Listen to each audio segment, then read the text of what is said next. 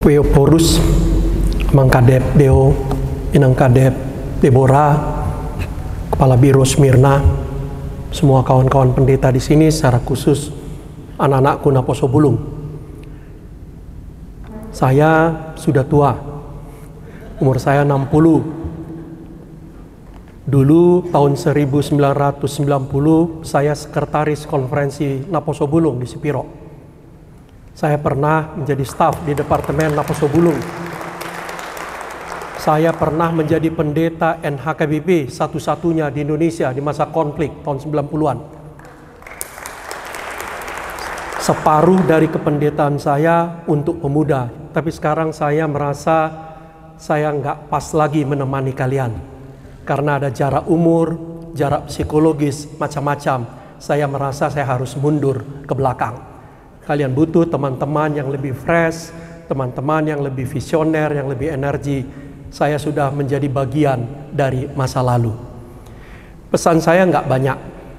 Pertama, pakailah momen konferensi dan konsultasi ini untuk bicara sebanyak-banyaknya. Untuk bicara sebanyak-banyaknya. Pakailah momen konferensi ini untuk saling berkenalan, membangun persekutuan, membangun jaringan, membangun organisasi. Sebab di era sekarang kita nggak bisa sendirian bekerja. Karena itu jangan sia-siakan pertemuan ini. Pertemuan ini sangat mahal.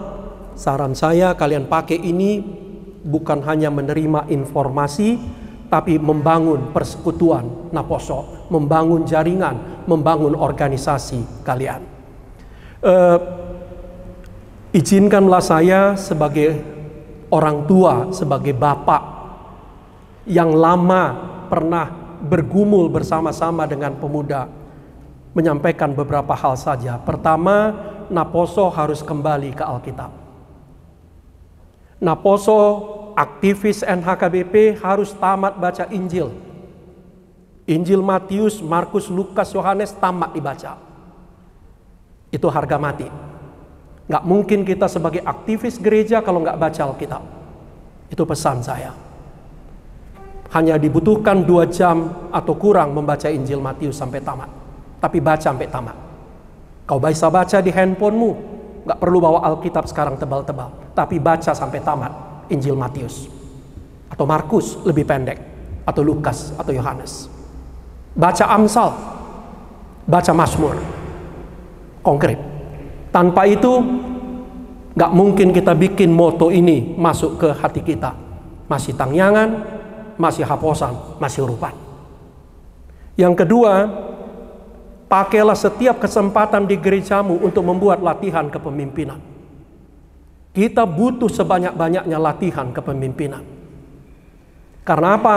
Tanpa itu kalian tidak bisa ikut ambil bagian dalam Indonesia 2045. Gerakkanlah distrikmu, PND, membangun sebanyak-banyaknya latihan kepemimpinan. Terutama di sana supaya kita bisa membangun teamwork. Sekali lagi adik-adik, anak-anakku, kau tidak bisa bekerja sendirian di zaman sekarang. Kita butuh tim, kita butuh organisasi, kita butuh soliditas. Yang ketiga, NHKBP setahu saja sejak dulu selalu berpihak kepada orang kecil. Bukan kebetulan lokasi konferensi NHKBP tidak pernah di kota besar. Itu kesengajaan. Kita mulai dari Sipiro, sebelumnya 25 tahun sebelumnya juga di Jaytun ini. Pindah ke Sidikalang, semua kota-kota kecil. Itu adalah simbol keberpihakan kita kepada orang desa, pada orang kecil. Saran saya sebagai bapak, sebagai orang tua, aku bapakmu, tetaplah berpihak kepada orang kecil. Yang keempat, kita sedang menghadapi krisis ekologi. NHKBP harus tunjukkan kita betul-betul ikut ambil bagian mengatasi krisis ekologi. Tanamlah, rawatlah sebanyak-banyaknya pohon. Jagalah kebersihan dan mulai dari Jaytun ini. Ketika kalian nanti tinggalkan Jaytun ini, tidak ada satu sampah plastik pun yang bersebaran. Konkret. Tanpa itu nggak bisa. Kita mulai dari yang paling kecil, dari yang paling sederhana, dari diri kita sendiri. Kita bersih. Kita bertanggung jawab atas sampah kita masing-masing. Selalu slogannya, jagalah kebersihan, itu baik. Tapi ada tingkat yang lebih tinggi. Kita bertanggung jawab atas sampah kita masing-masing.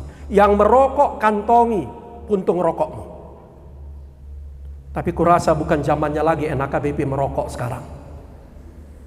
Kau makan permen, kantongnya, plastiknya kantongi. Nanti baru buang.